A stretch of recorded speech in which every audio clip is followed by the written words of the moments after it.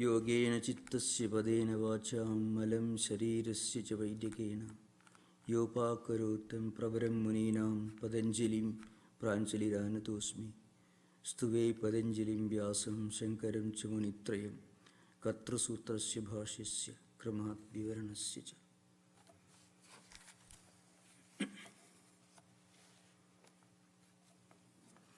So we are continuing discussion on the third chapter, which deals with different mental powers that we develop within us as a result of Samyama.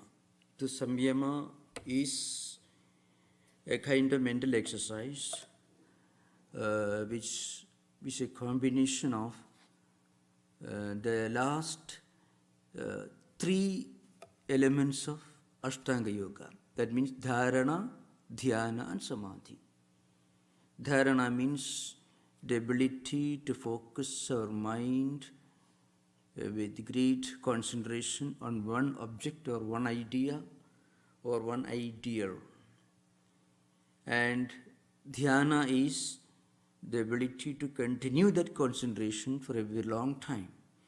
And Samadhi is the highest peak of this exercise of concentration, when we get completely absorbed in the essence of what we meditate upon, what we concentrate upon. Together, it's called Samyama, a kind of internal meditative exercise. In a general way, we can say it is a combination of or a gradual development in an ascending order of mental powers. That is from concentration, meditation and intuition. So when a yogi develops these powers of higher concentration, he is able to get an intuitive understanding of whatever he is trying to understand or pursue. His mind becomes sharp enough to penetrate through the outer layers, and he gets an inner understanding of whatever he is doing, whatever he lets his mind engage in. So this is called Samyama, means the last three stages of yoga coming together. We already discussed these sutras which deal with different mental powers that automatically we develop as a result of this concentration. Now, as I mentioned earlier, it is not chance or accident. It is just scientific development of, rational development of mental powers. So there is nothing miraculous about it. When we develop our physical powers through exercise, body develops certain skills which anyone who doesn't do that exercise, anyone who doesn't go through that exercise will not be able to develop. Strength, endurance and so on, which happens at the mental level. And one important point that Patanjali insists on is very important and very significant, very relevant here.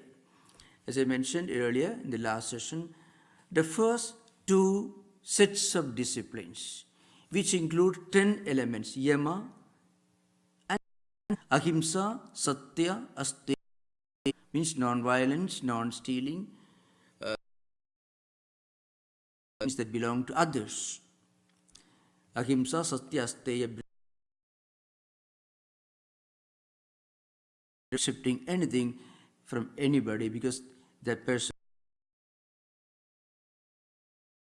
disciplines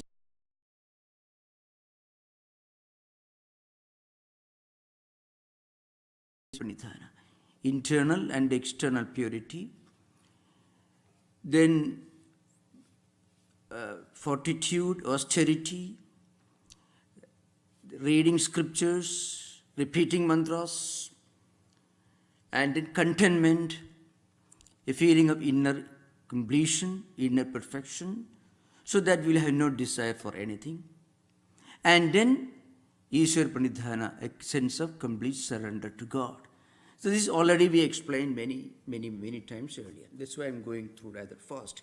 But these yamas and niyamas have got a very important link connection with this Vibhuti Pada, which commentators like Vyasa and others will repeat it again and again.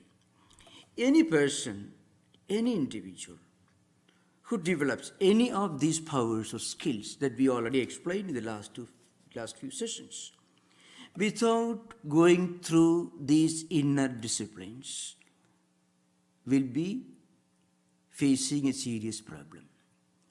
So, the later commentators, especially in modern times, one of them is Swami Sivananda Saraswati, who was the founder of Divine Life Society, and who taking ideas from Vyasa's commentary and Shankaracharya's Vyasa Bhashi Vivarana and other textbooks,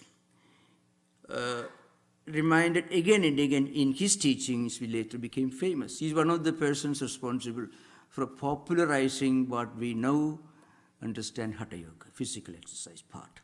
But he insists that the ideas are taken from Shankara Bhashi Vivarana, where he says, Shankaracharya says, that any person who practices these higher disciplines of meditation and develops without a strong foundation on ahimsa may become very violent, because the inherent tendencies, accumulated vasanas and samskaras coming from previous life,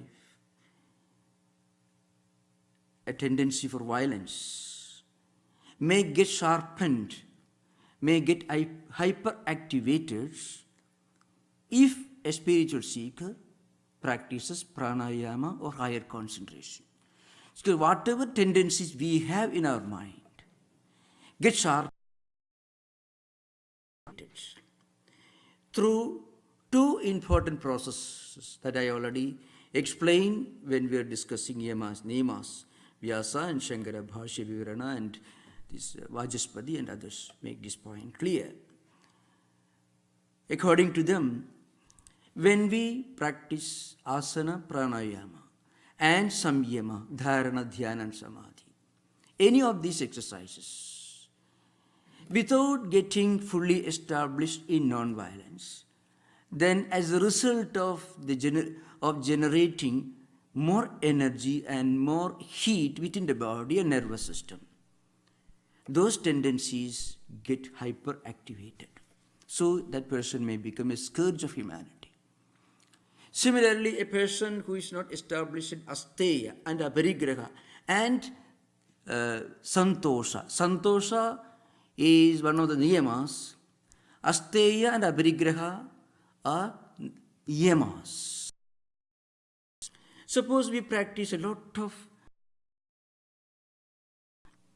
and develops higher mental skills, ability to focus our mind on higher ideas, without getting fully established in asteya and aparigraha, which means complete freedom from desire, from a tendency to possess things that belong to others, either by stealing or by accepting gifts, and without having contentment with what we have, then that person, as a result of the practice of these yogic exercises like asana to a lesser extent, pranayama to a much higher extent, to much more, and dharana, dhyana and samadhi, those persons may become extremely greedy, worldly minded. So, it is very important to get fully established in these fundamental moral principles before practicing yamas and niyamas. If we practice the yamas and niyamas and then samyama, then what happened is these higher skills will help us to move forward towards higher samadhi, which in the Patanjali system, as we find it when we discuss samadhi pada, when we will discuss that part. Nirvikalpa Samadhi, Sampragnata Samadhi, Asampragnata, which we'll discuss. So that will take us to higher and higher levels of yogic concentration. On the other hand, if we don't get fully established in these disciplines, and then if we practice this higher concentration, then what happens? Our mind will be pulled backward and it can take us in the opposite direction. So all these abilities and skills, like samskara sakshatkaranat purvajadi jnanam, as we mentioned already. See, you are able to get an idea of your previous life. Purvajadi jnana. Jadi means janma. What were the experiences that caused the samskaras which constitute your personality in this life? So you look towards yourself, analyze the nature of your samskaras, characteristics, tendencies and impressions. And then on the basis of these samskaras, you will get an idea of what kind of life and experiences we might have gone through in previous life. So samskara sakshatkarana means samyama. Samskara sakshatkarana samyama. That word in Panchami Vibhakti is to be added, these are words to be added when we read this, which you get in the commentary. But we need not worry about that right now. So what happens, as I mentioned earlier, whole personality should be viewed according to what the yoga philosophers called the Kamra Vritti Chakram. Chakra means a wheel, a cycle. Karma means action.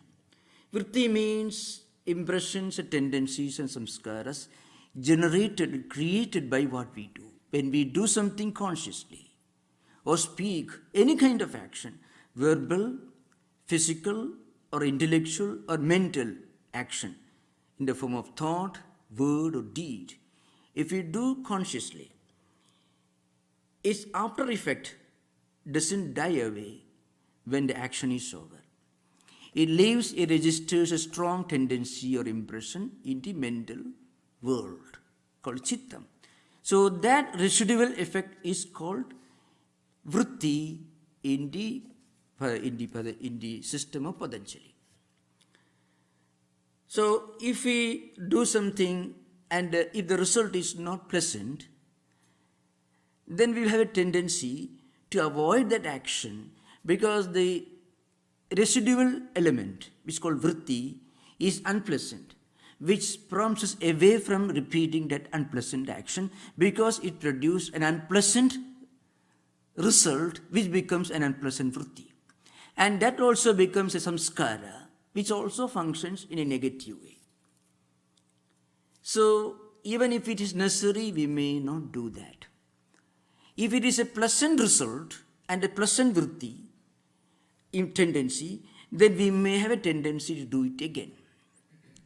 Now, suppose if we can concentrate on the external characteristics which manifests in the form of samskaras, which give an idea of the actions that the person may have done in the past, with this samyama, then we get a clear understanding of his previous actions, which constituted his previous life.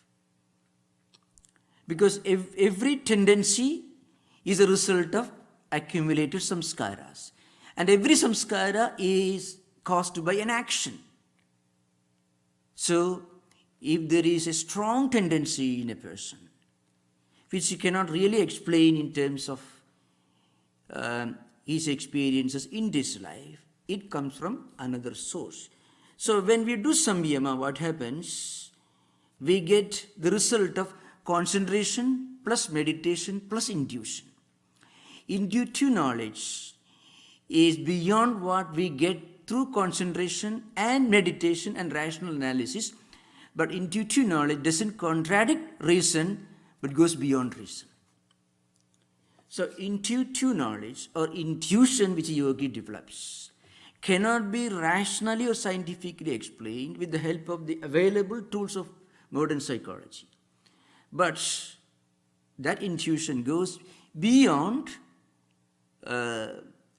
reason and beyond psychological analysis, but it never contradicts reason.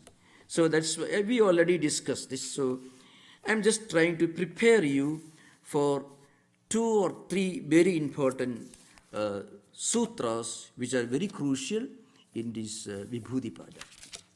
So the next one we discussed, 19th, Pratyasya Parachitta Jnanam. So there also in the sutra which we read, you find there is one particular word that is also in Panchami Vibhakti, in 5th case ending, which Patanjali doesn't use because it's a sutra. So sutra is supposed to be an aphorism, it's a pity statement. So Pratyasya Sakshatkaranat Parachitta Jnanam, which means by realizing, by accomplishing samyama on the signs in another person's mind, body, character, etc., you can get an idea of how his mind works. Parachitta Jnana means you get an idea of how the other person's mind works.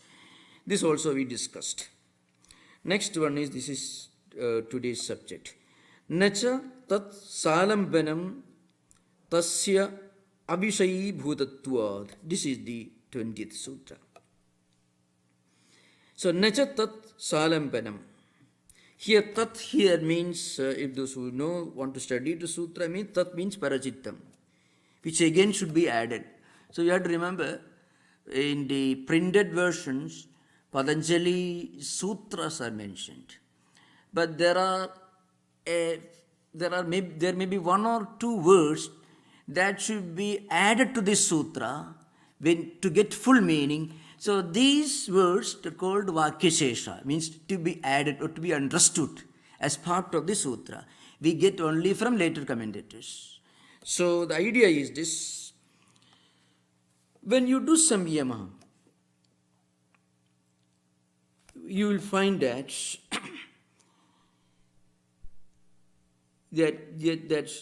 you won't get an idea of the contents of the mind. So for that, what we must do is, a yogi would not know the contents of the mind by making samyama on the body. So what happens?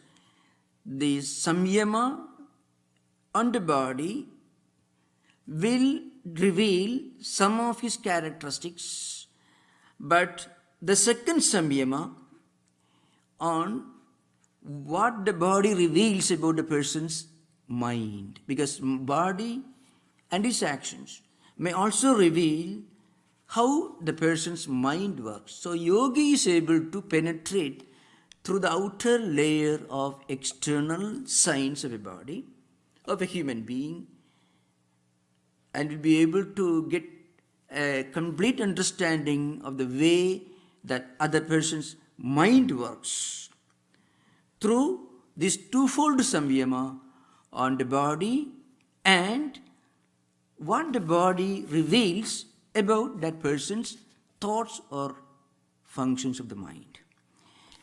The next sutra is Kaya Rupa Samyamat Tadgrahya Shakti Stambhe Chakshu Prakasha Asam Yogi Antardhanam. So Kaya Rupa Samyamat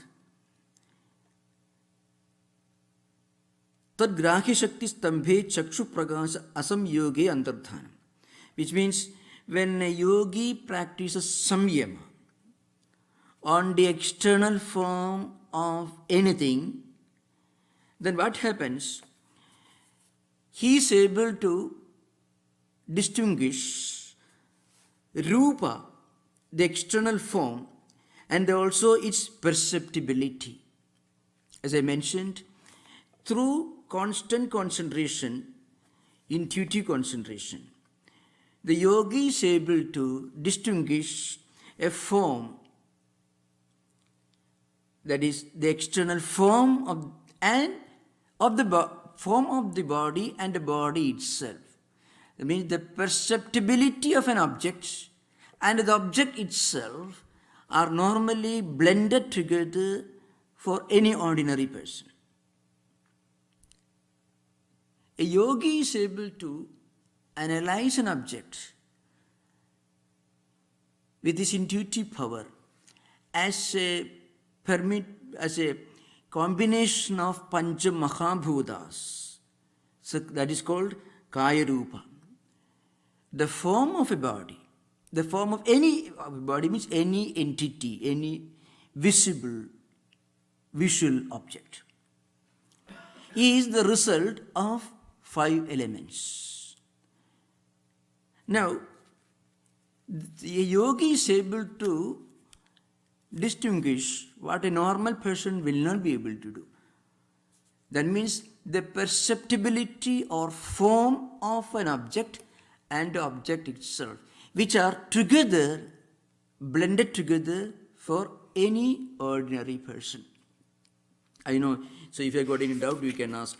If you have got anything, any doubt about this, you can refer to the 17th Sutra, where Patanjali says, Shabdartha Pratyayanam Idaredra Adhyasa Sankaraha Tat Pravibhaga Samyamat Sarva Bhuta Taru Jnanam, where Patanjali says that normally for any ordinary person who has not practiced yogic meditation, Shabda, Artha and Pratyaya, word, its meaning and our knowledge or awareness of that object.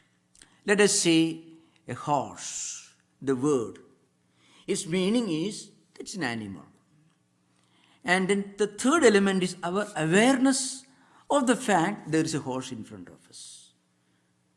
These three appear together, sankaraha, blended together for any ordinary individual. But a yogi is able to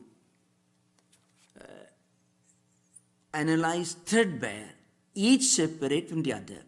So Shabda, the word, and what it implies, Artha, and Pratyaya, the knowledge about it. These are together Sankaraha for any ordinary person. But a yogi looking at the whole thing is able to analyze them as separate entities, which enables him to concentrate on one object, one entity itself.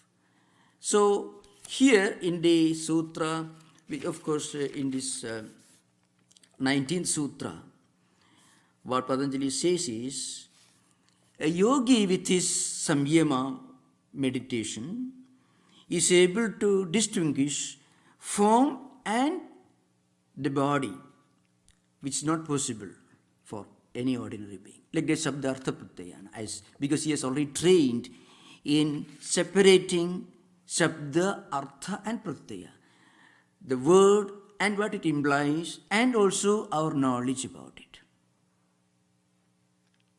I can explain this with the help of an example which is historically recorded. You must have heard that, when Swami Vivekananda was traveling in England and somewhere in Europe, he was reading a volume of Encyclopedia Britannica. And he was turning pages one after another very fast. So somebody asked him, Swamiji, are you reading all this?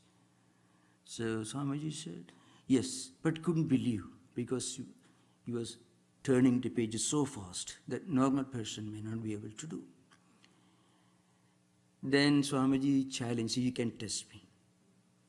And that person took the book and asked questions on those pages which Swamiji turned one after another rapidly. And Swamiji could answer every question that the person asked. Of course, there are two elements, powers involved here. First of all, his extreme concentration. When he read something, his mind was fully engaged in what he was reading.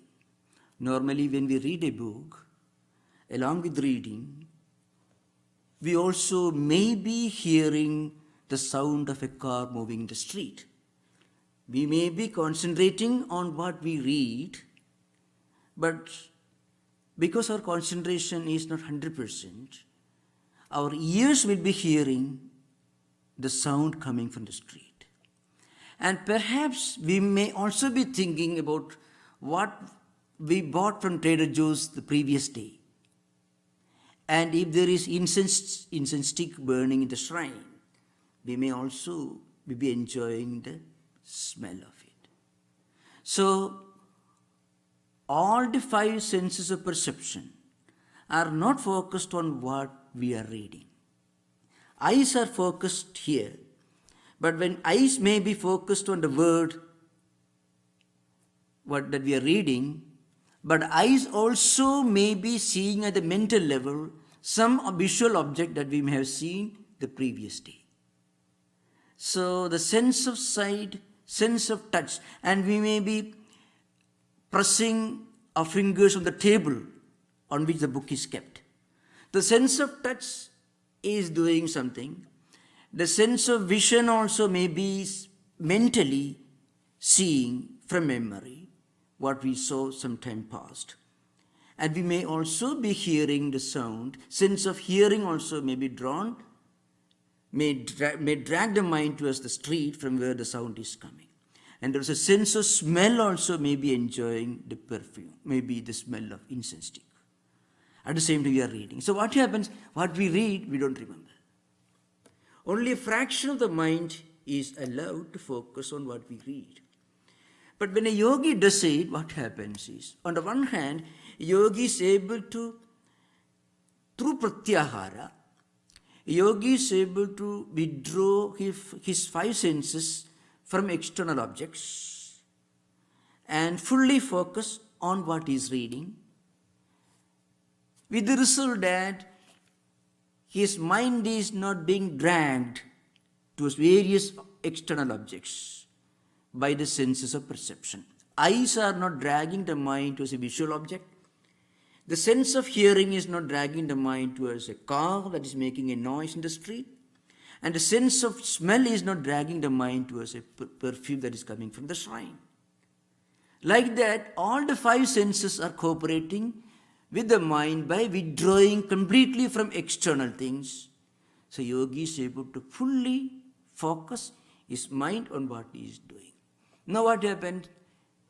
This kind of focused reading will enable you to register what you read strongly in the mind, so you won't forget that. That is one thing. The second power is that is yogi develops is he is able to look upon the whole knowledge as one entity. So when his eyes and mind move rapidly through pages, they are able to grasp these things with so much of focus and concentration as a total world of knowledge. It's called Shabda, Artha, Jnana, Prapancha. The whole world of knowledge is manifesting for the yogi as one entity. So he is able to understand, pursue what he is reading, and also he is able to remember, because what he reads registers a strong memory, because memory is always in direct proportion with the concentration with which we do things. If the mind is scattered, we don't remember. If you're walking in the streets, we may see many objects in the street, we don't remember. But if there is something that registers strongly the mind, if you are chased by a dog, let us say, it doesn't happen, God forbid. But if it happens, and as a result, if you go to Kaiser, then you won't remember that incident, because that event registers a strong memory. So what we normally casually observe, we don't remember, because our mind is not focused on that. what really happens to us in a very intense way, mind fully remembers because of the strong registration of memory. So this is an important point to remember. And then, of course, I am heading towards 23rd Sutra. So those who have the text with you, you find that the 21st Sutra is Kaya Rupa Samyamat Tadgrahi Shakti Stambhe Chakshu Pragasa Asamprayogi Antardhanam. Actually, when a yogi is able to separate form and body, then through his sankalpa, he can make himself invisible to the onlooker. How this happens, we cannot scientifically explain. But according to Patanjali, what he says is, when a yogi is able to differentiate or distinguish an object and its perceptibility, its visibility, which normally a person cannot do, but a yogi is able to distinguish, separate an object and its visibility or perceivability. So he focuses on visibility, and through his sankalpa, strong willpower, he can will, how he means, through his sankalpa, he can make himself invisible to a person. That's what the sutra says here. Now remember, if a person is not fully established in yama, niyama, and develops these powers, you can imagine the danger and risk. So, okay. Now, the 22nd sutra that you find in our edition, Raja Yoga edition, is Etena Shabdantardhanam Uktam. That sutra comes as a part of Vyasa's commentary, the concluding sentence of his commentary on 21st sutra. That is, Etena Shabdadi Antardhanam Uktam. Through this, the disappearance or concealment of words which are being spoken and such other things are explained. So Vyasa concludes his commentary to his 21st sutra by what is presented in some books as the 22nd sutra. So it's not very important. Now we are coming to one of the most important sutras in this particular prakarana context, that is 23rd sutra. Sopakramam nirupakramam cha karma tat samyamat aparanta jnanam va arishtebhyaha. Its prose order will be something like this. Sopakramam nirupakramam cha tat samyamat va arishtebhyaha aparanta jnanam. So it requires a lot of explanation. First of all, the sutra says that karmas can be of two kinds. One karma is sopakramam, the other is nirupakramam. So, what is karma? First of all, we should understand what is karma in this context. So, karma is what we mean by karma in the context of our present day life is the results of our previous life which are yet to be fructified, worked out. This is what is meant by karma. So first of all, the word karma itself needs an introduction. The word karma itself comes from the Sanskrit root kr, which means doing something. But the word karma doesn't necessarily mean action alone at the physical level. A word that we speak, a thought that we think, a flash of ideas in the mind, and also deliberate planned actions. All these constitute what is called karma. So, a thought also is a karma. Now, how to define a karma?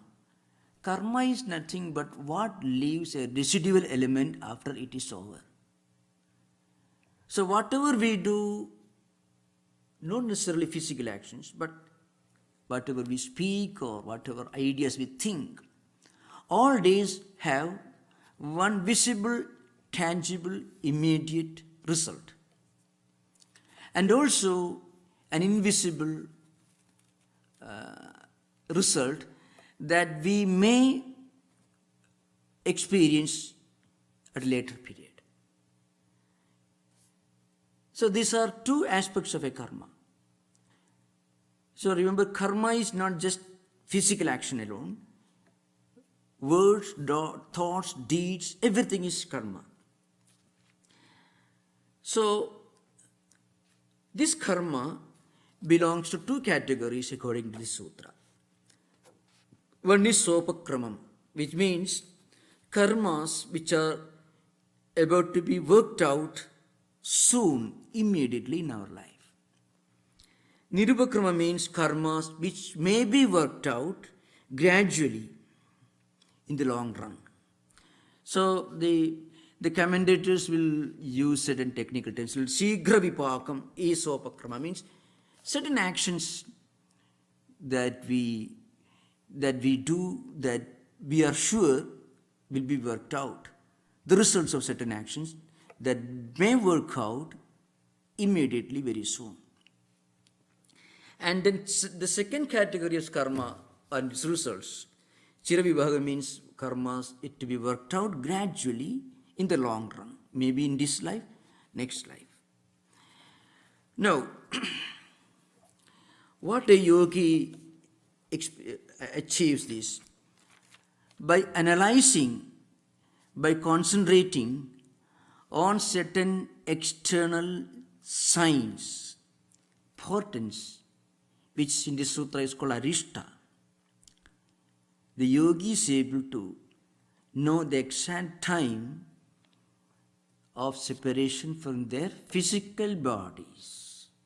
That is an important thing, which means he will know when he is going to die, to be very frank. Or he may know when this world is going to an end. So both are implied in this sutra. We will deal with only one aspect in today's session. Both cannot be dealt with. That's why sopakramam nirupakramam cha karma tas samyamat aparanta jnanam va arishtebhya. So by doing samyama on the karmas that are going to be worked out soon in our life, in this life itself, and also those karmas which are not going to be worked out immediately but in the long run, gradually, it is called Chiravibhaga karma. By concentration, by doing samyama on this karma aspect, the yogi will know when the karmas responsible for disembodiment, for this life, are going to be over, going to end. That's a time, that's a moment when the yogi leaves this body. Because this body, this embodiment, and this world of experiences, relations, money, wealth, positions, all that we have right now, are the manifestations of certain karmas, which are now being worked out. And yogi will know how much more time is required for working out those karmas which are responsible for this physical body. So by doing samyama on that aspect, through concentration, meditation and intuition, he develops an intuitive power to precisely determine the time when he is going to be separated from this body. Now, separation from this body or death is nothing unpleasant or scary in yoga, as we already know, I explained earlier. Yoga philosophy takes for granted, first of all, continued existence. It means the cycle of life, death and rebirth, and continuing the cycle depending upon working out the karmas responsible for the present life, and also the immortality of the soul. So the karma result equation and the doctrine of cyclic existence. Every karma that we do, that we have done, that we are going to do, have something to say about what kind of life we are going to live. And also the continuation of life after death. So these two aspects should be kept in mind. So a yogi is able to do samyama, intuitive meditation, intuitive concentration on certain aspects of karmas which are going to be worked out. And based on these visible signs of portents, he is able to determine the time when he is going to leave this body. Here arishta, a word is used, which means scriptures talk about certain portents, omens and signs. Based on this, the yogi gets an intuitive understanding of when he is going to die. This particular sutra and the commentary is often discussed along with another section from another book, that is Bhagavad Gita. So frequently, many of the commentators and yoga philosophers, except Buddhist philosophers, who they don't refer to Vedantic texts, but great commentators like Vyasa and in the super commentary Vyasa Bhashya, Vivarana by Shankaracharya, Vachaspati, and many other commentators try to explain this sutra in the light of 6 verses from Bhagavad Gita, that is 8th chapter, 5th to 10th verse, which explains the inner meaning of this sutra. So I shall try to explain this as briefly as possible, because we can't discuss all these mantras from Gita, but I shall explain. First, the 5th verse is quoted by commentators on Yoga Sutra. Antakale cha mameva smaran muktva kalevaram yap prayadi madbhavam yadi nastyatra samyamaha. This is one, and then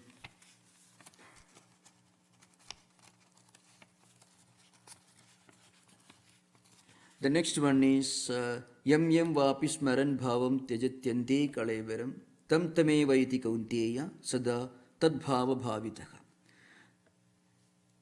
Tasma sarveshu kaleshu ma manusmara yuddhija mayarpida manobuddhi mamai vesati asamseha. Abhyasa yoga yuktena chedasa nannigamina purusham paramam divyam yadi marthana chintayan. So here there is a very graphic description of how a yogi develops these powers and makes use of these powers in his life. The 5th mantra is this: Antakale cha mameva smaran uttva kalevaram yap prayadi madbhavam yadi nastyatra samshega. So Lord Krishna tells, a yogi at the towards the end of his life thinks of God alone, thinks of me alone, and leaves the body, and when he leaves the body, thinking of me, thinking of God, he reaches God himself. Antakalecha maranakale mameva parameswaram vishnu smaran uktva parityajya kalevaram shariram yap prayadi gechadi sat madbhavam vaishnavam tattvam yadi nasti na vidyade atra asmin arthe samsyo yadi va na va iti. This is Shankaracharya's comment. It's very interesting. What it means is this: when a yogi analyzes his own life, the experiences that he goes through, he gets an idea of his own previous life and also the actions or karmas which form the background of his destiny in this life. So how much time will be required for him in this life to work out those karmas which are responsible for the present embodiment.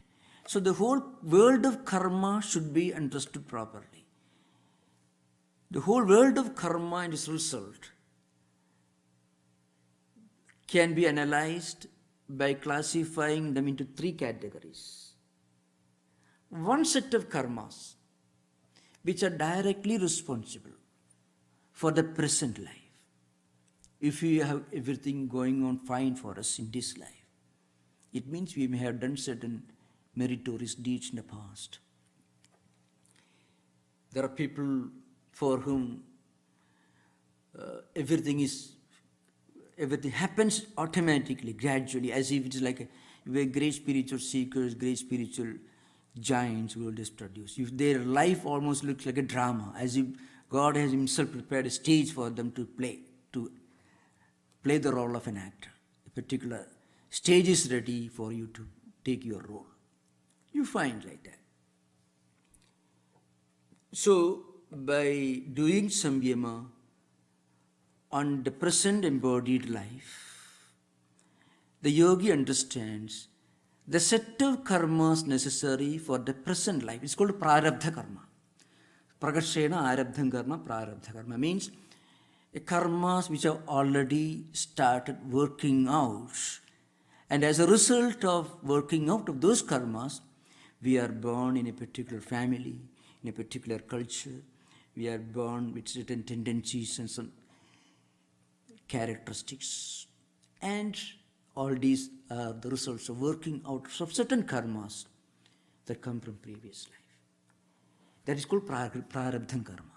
It's like an arrow that has left the bow about to reach the target. So remember, an arrow need not hit the target. An arrow only has to exhaust its velocity. It need not hit the target. So that's why, last time when we discussed, God's grace acts like a strong wind which takes the arrow in another direction. So if you pray, if you meditate, if you do good deeds, noble deeds, helping others, philanthropical activities, all these create a counter karma and its phalas, which may help us to reduce the intensity of negative experiences, unpleasant experiences. So sufferings can be reduced.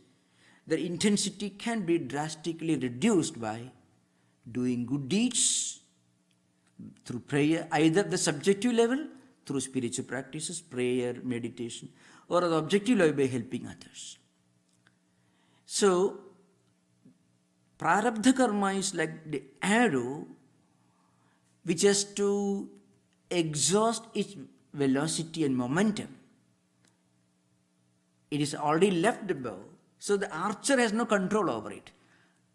But somebody has control over it. So we call the reconciliation or blending of God's grace, which acts as a strong wind which deflects the arrow, turns the arrow in another direction. So we can change our own destiny through prayer, which we discussed when we were discussing another sutta. The second set of karmas are sanchita karmas, which is like a bag which has not yet opened. So Prarabdha karmas are already on the table. We have to work out this life, embodied. We cannot get back. But sanchita karmas are karmas which have not yet started working out. Sanchita means accumulated. They will start working out only maybe next life, in combination with the karmas of this life. Agami karmas are karmas yet to be worked out. So that is why one of the commentators on Yoga Sutras, which of the clue is taken from Shankaracharya's commentary, says, if you do something noble, something good, something fine, either helping somebody or through your own meditation, you are bringing about a change in your own destiny. So if you help somebody, serve somebody, a good person, through what we call punya karmas, meritorious deeds, his good actions will be transferred to your account. But if you do harm to some good person, then his bad karmas will be turned to your account. That's what he says. That means if you help a good person, a noble person, then his accumulated punyas, good karmas, will be turned to your account. And if you do harm to him, then whatever little stock of bad karmas he may have, that will be turned over your account. So that's why. So one of the commentators say, the sobhakramam karma. Sobhakrama means the karmas which are going to be worked out soon. If a person does something very bad, very evil, it becomes sobhakramam karma. Means it's unpleasant consequences you have to go through immediately. That's the idea behind. So anyway, we will continue this discussion in the light of the Gita verses, which Gita throws additional light to some of the implications of this particular sutra. In the next session, we will have continued discussion. Now we will have discussion for some time, maybe 5-10 minutes. So the field is open. Yes. Yeah. Could you say that? Yeah, please.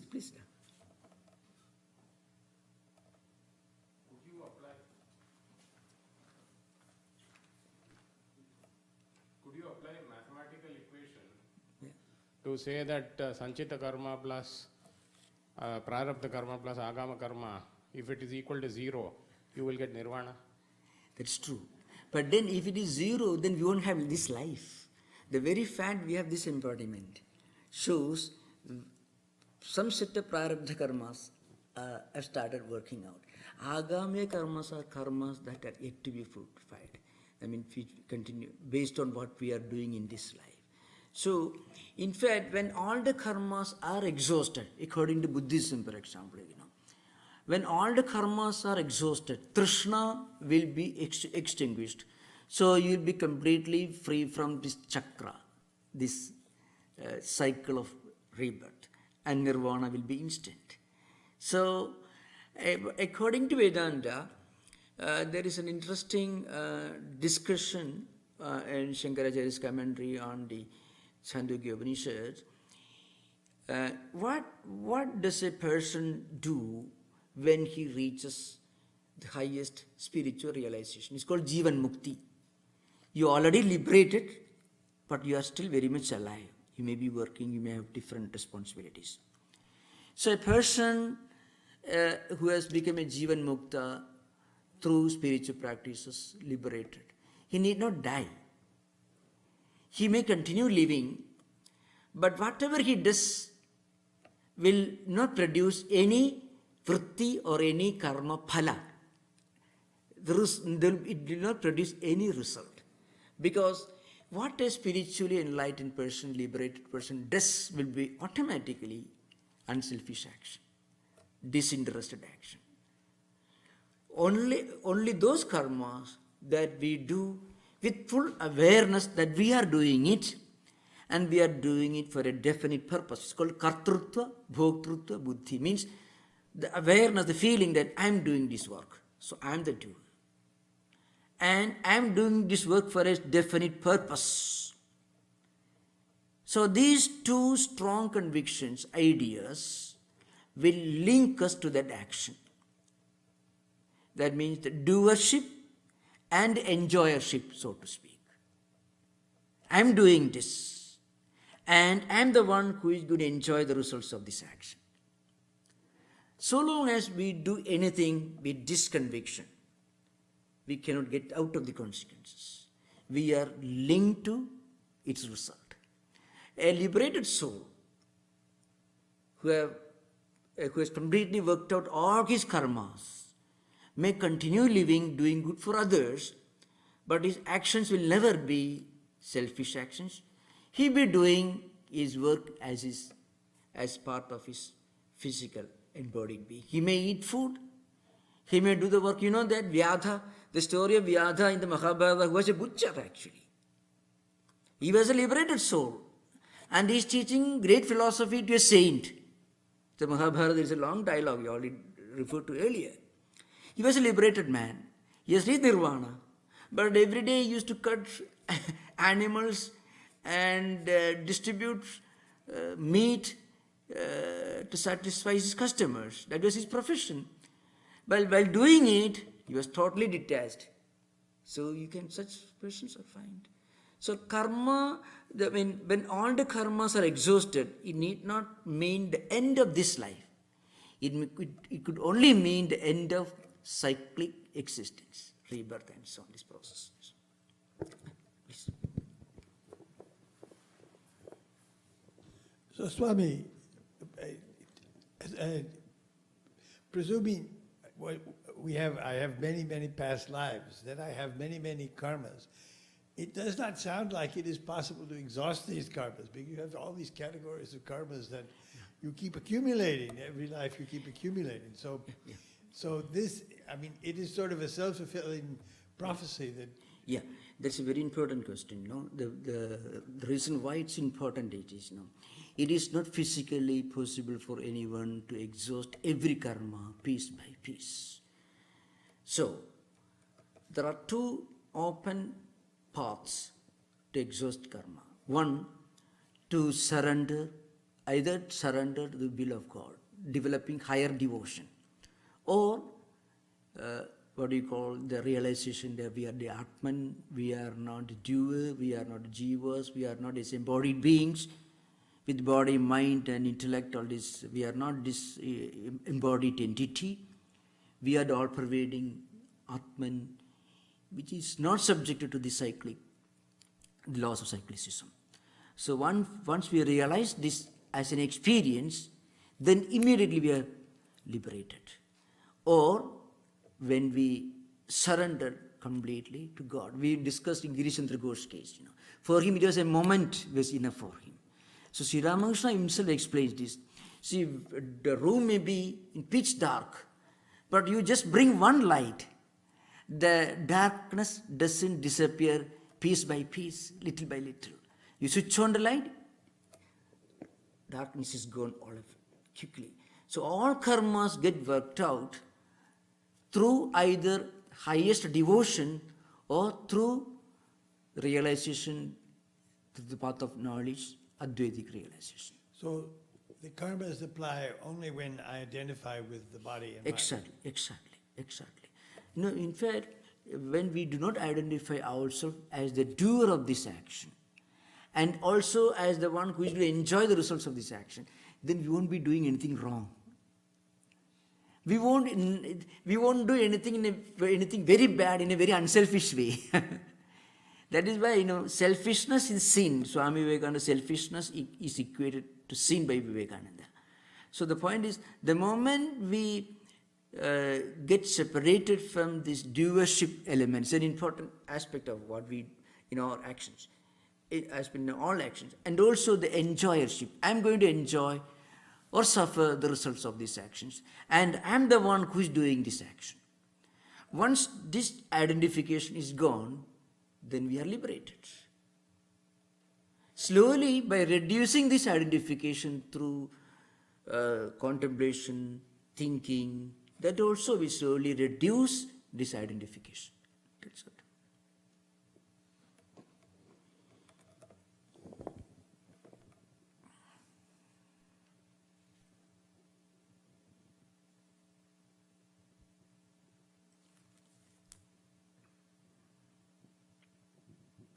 So we have, yes, almost. If there is any more question, one more question we can